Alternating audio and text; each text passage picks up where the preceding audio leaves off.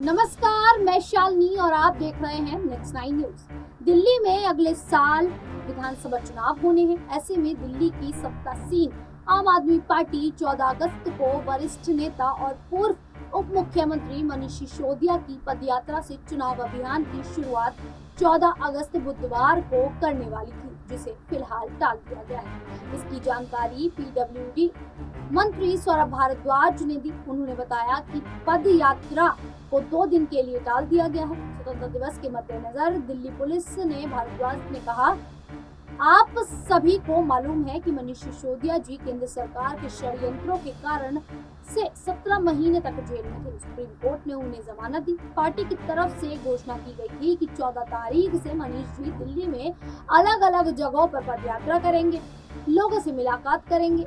आज ये पदयात्रा दिल्ली के ग्रेटर कैलाश विधानसभा में होनी तय थी, मगर कल दिल्ली पुलिस की तरफ से कहा गया कि सुरक्षा और सतर्कता के कारणों से स्वतंत्रता दिवस से पहले उसकी पूर्व संध्या पर इसको न करके इसे 1 या 2 दिन के लिए पोस्टपोन कर दिया तो बेहतर होगा, क्योंकि मामला स्वतंत्रता दिवस का है, सुरक्षा और सतर्कता का है।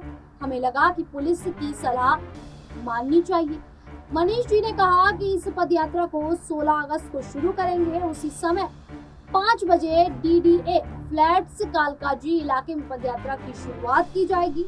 हम नहीं चाहते कि किसी भी तरीके से कोई परेशानी हो। इस पर सौरभ भारद्वाज ने और क्या कुछ कहा है, सुनिए। केंद्र सरकार के षड्यंत्रों के कारण जेल में रहे और सुप्रीम कोर्ट ने उनको जमानत दी और उसके बाद पार्टी की तरफ से अनाउंसमेंट की गई थी कि 14 तारीख से यानी कि आज से मनीष जी दिल्ली के अलग अलग इलाकों में पदयात्रा करेंगे, लोगों से मिलेंगे।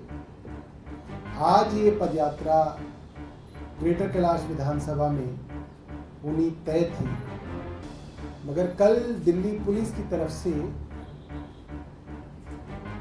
कहा गया है कि सुरक्षा और सतर्कता के कारणों से स्वतंत्रता दिवस से पहले उसकी पूर्व संध्या पे इसको ना करके इसको पोस्टपोन कर दिया जाए 1-2 दिन तो बेहतर होगा, क्योंकि मामला स्वतंत्रता दिवस का है, सुरक्षा और सतर्कता का है।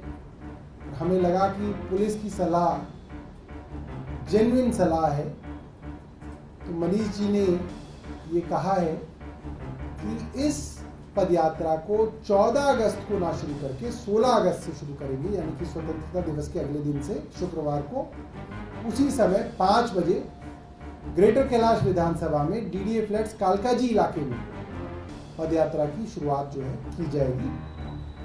हम नहीं चाहते कि इस अच्छे मौके पे किसी भी तरीके का कन्फ्रंटेशन पुलिस से किया जाए। जब हमें लगा कि वो सलाह जेन्युइन है तो हमने उनकी सलाह मानी। ये आप लोगों को सूचना देनी थी। अगर आपके पास कोई प्रश्न है तो आप पूछ सकते हैं।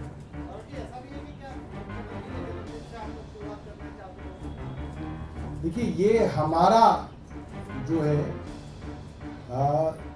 मंशा नहीं थी।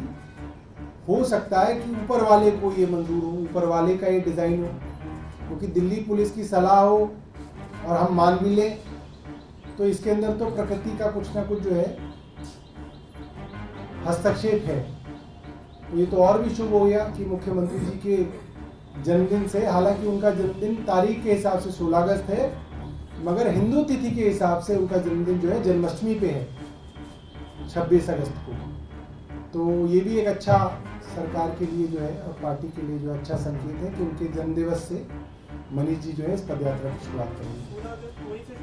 16 अगस्त ग्रेटर कैलाश विधानसभा डीडीए फ्लैट्स कालकाजी विधायक कार्यालय से शुरुआत करेंगे। ये चलती ही रहेगी, ये तो चलती रहेगी 5 बजे। क्या करीब 1 महीने चलेगी या इलेक्शन तक चलेगी? अभी तो चलेगी, फिर बीच बीच में आकलन करेंगे। सभी दिल्ली के इलाकों को हम लोग कवर करेंगे। अभी तो इसकी शुरुआत कर रहे हैं, जैसे जैसे प्लान बन रहा है तब तक चलाएंगे। अगर कोई और कार्यक्रम पार्टी का तय हो जाएगा फिर उस कार्यक्रम में इसको जो है तब्दील कर लेंगे। यमुना नदी की फिलहाल क्या है, कल पानी का लेवल बढ़ गया था, अभी कितना यमुना नदी का जो वार्निंग लेवल है वो है 204.5 मीटर।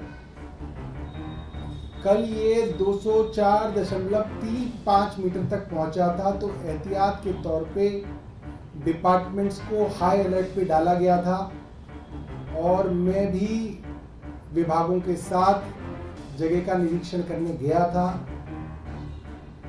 मगर अब पानी जो है रिसीड कर रहा है और इस वक्त यमुना का लेवल ओल्ड रेलवे ब्रिज पे 203.3 मीटर के करीब है। तो कहा जा सकता है कि अभी कोई ऐसे खतरे की बात नहीं है और हथनी कुंड बराज से करीब 10,000 क्यूसेक पानी छोड़ा जा रहा है। तो मुझे नहीं लगता कि अभी कुछ दिनों तक जो है इस लेवल के बढ़ने की आशंका है। मनीष सिसोदिया को जमानत मिलने के बाद अब क्या होगा? क्योंकि अरविंद केजरीवाल के मामले में आप लोग इस मामले को किस तरह से देखते हैं? सुप्रीम कोर्ट ने जो प्रेसिडेंस सेट किया है उसमें कुछ बातें उन्होंने अहम बताई हैं। पहला कि अगर ट्रायल शुरू करने में देरी जांच एजेंसी की वजह से है तो उसके लिए आरोपी को प्रताड़ित नहीं किया जा सकता, उसको हमेशा के लिए जेल में नहीं रखा जा सकता। दूसरा, मामला चाहे पीएमएलए का भी क्यों ना हो, 45 सेक्शन की जमानत को ओवरराइड करेगा article 21 of the constitution. Bail is a right, jail is an exception. तो मुझे लगता है कि उस आधार पर ही अरविंद केजरीवाल जी को भी इसके अंदर राहत मिलनी चाहिए। सर, इसके अलावा रेसलिंग फेडरेशन के जो प्रेसिडेंट ने ये बयान दिया है कि जो कुश्ती है वो बहुत ज़्यादा डिस्टर्ब रही और हम और मेडल ला सकते थे। उन्होंने ये भी कहा कि किसी भी तरह की दुर्भावना से काम नहीं किया गया है। पिछले दिनों में विदेश विवाद के मामले को लेकर काफ़ी विवाद हुआ। अब उन्होंने ये बयान दिया है कि कुश्ती काफ़ी डिस्टर्ब है।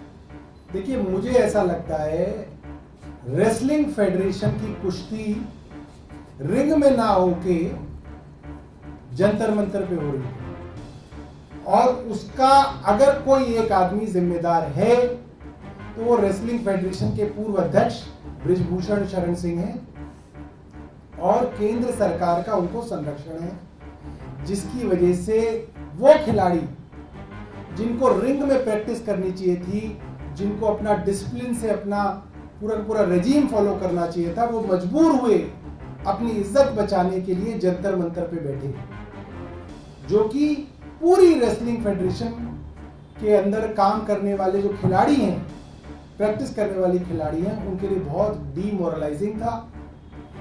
एक मॉरल ही सबसे बड़ी चीज होती है किसी खिलाड़ी के लिए, जिसको केंद्र सरकार के संरक्षण की वजह से बहुत नुकसान हुआ।